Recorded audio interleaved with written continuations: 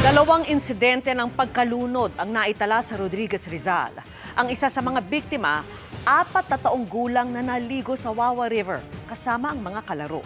Nakatutok si EJ Gomez. Patay na nang matagpuan ng mga otoridad ang isang binatilyong nalunod umano sa Rodriguez, Rizal noong Sabado. Ayon sa barangay, may kasamang kaibigan ng biktima nang mangyari ang insidente sa Marikina River Spillway sa barangay San Isidro. Sinasabi po na yung dalawang bata ay namimingwit. Nung sumabit po yung pamimingwit niya doon sa ilalim ng tubig, pinuntahan daw yung bata, then doon po na hinila yung tubig papunta doon sa gitna. Tumakbo yung kasama niya para sa ganun ay puntahan niya daw yung kamag-anak yung nalunod.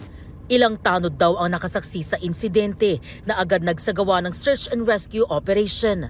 Nag-umpisa kami ng 5:30. Tapos nung dumating po ng 9 o'clock sa gabi ay pinahinto na namin dahil nga po delikado na rin po para sa mga rescuer natin na lumangoy pa doon sa area dahil nga doon sa ilalim ay may mga batong malalaki. Linggo na ng umaga nang makita ang katawan ng biktima. Susubukan pa namin na kunan ng pahayag ang kaanak ng nasawing biktima. Sa Sitio Inigan sa Barangay San Rafael naman, isang batang 4 na taong gulang ang nalunod din sa Wawa River. 2 oras na paglalakad po mula rito sa aking kinatatayuan sa bahaging ito ng Wawa Dam, nalunod umano ang biktimang Kinder 1 student. Sa investigasyon ng pulisya, alas 11:30 ng umaga nitong linggo nang maligo ang biktima kasama ang 2 niyang kalaro. Isang saksi ang nagsabing pumunta pa raw sa kanilang bahay ang mga bata bago magtungo rito sa ilog.